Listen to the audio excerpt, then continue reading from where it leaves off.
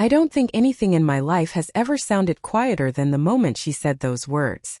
I slept with my boss, my wife whispered, but her voice didn't waver. And I'd do it again. For a second, my brain refused to process it. I just stood there in our kitchen, still holding the grocery bag with the milk halfway out, like if I didn't move, maybe the sentence would rewind itself and come out differently. But it didn't. She stood across from me, arms folded, jaw tight, as if I was the one who had wronged her. I remember thinking, this is what betrayal sounds like. It's not yelling. It's not chaos. It's calm. Too calm. The signs were there, of course. They always are. I just didn't want to believe them. The late meetings. The sudden gym obsession. The new dresses labeled, for office confidence. The way she started turning her phone over when she placed it on the table. Every time I felt a sting of suspicion, she would reach across the couch, kiss my forehead and say, "Baby, you overthink everything." I guess I did.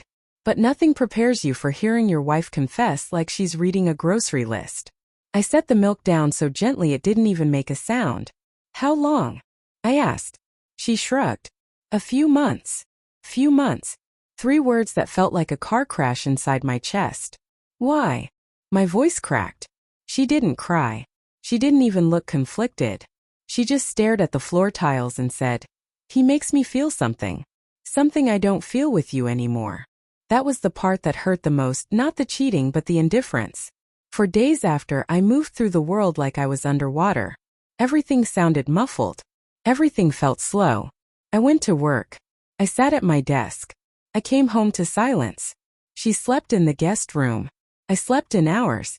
It was like living with a polite stranger. She didn't apologize. She didn't ask if I was okay. She didn't even try to hide her texts. It became painfully obvious she wasn't confused or guilty. She was done. And yet, she hadn't left.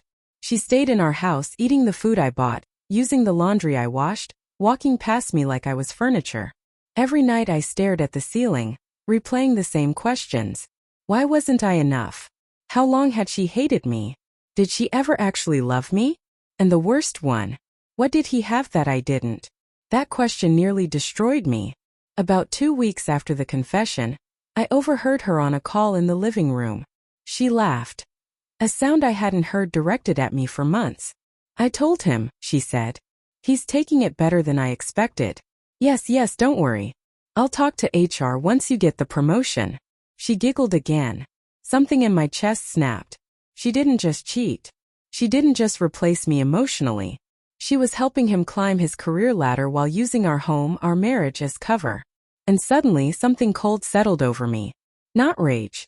Not heartbreak. Clarity. If she wanted out, she was going to get it, but not the way she expected. I spent the next 3 days gathering everything I needed. Not revenge. Not pettiness. Documentation. Screenshots of her messages when she left her laptop open. Copies of her late meeting calendar invites. Pictures of her car parked behind his at the hotel near her office. Yes, I followed once. Just once. And then the last piece.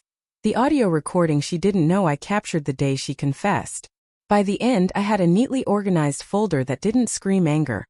It screamed evidence. On Friday morning, I put on my nicest shirt, shaved, and drove to her company building. I didn't go to her office. I went to HR. I introduced myself. I explained that my wife and her boss were engaged in a months-long affair. I showed them everything. It was quiet for a long time after. The HR manager finally said, "Thank you for bringing this to us. We have a lot to discuss internally." I walked out without looking back. That evening she burst through the front door, face flushed, eyes wild. "What did you do?" she yelled. Her boss, her affair partner, had been put on immediate leave pending investigation. His promotion, frozen. His future, uncertain. She stood in front of me shaking with anger. "Why would you ruin his life?" she demanded. I laughed. Actually laughed. "His life? You ruined mine." She opened her mouth, then closed it again. For the first time in months I saw it: fear. Regret.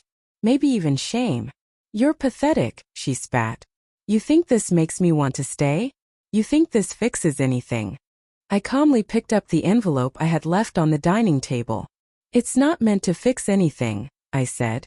It's the divorce papers. She went perfectly still. I want you out by the end of the week. Her face twisted. You can't do this. I can, I said quietly. And I am. The last time I saw her, she was stuffing clothes into suitcases, muttering curses under her breath. She didn't look victorious or confident. She looked lost. As she walked past me carrying the final bag, she said the last words she would ever say to me as my wife. You'll regret this. I looked her in the eyes for the first time in weeks. No, I replied. I regret staying with someone who didn't value me. She didn't respond. She just left. And for the first time in months, the house felt peaceful. People think closure comes with answers or apologies. Doesn't. It comes quietly, like the moment you realize you can breathe again without pain. It comes when you understand that losing someone who betrayed you isn't a loss. It's release. She once told me she'd do it again. But here's the truth I finally learned. I wouldn't. I wouldn't go back. I wouldn't fix it. I wouldn't rewrite any part of it. Because sometimes betrayal isn't the end of your story. It's the beginning of the part where you finally choose yourself.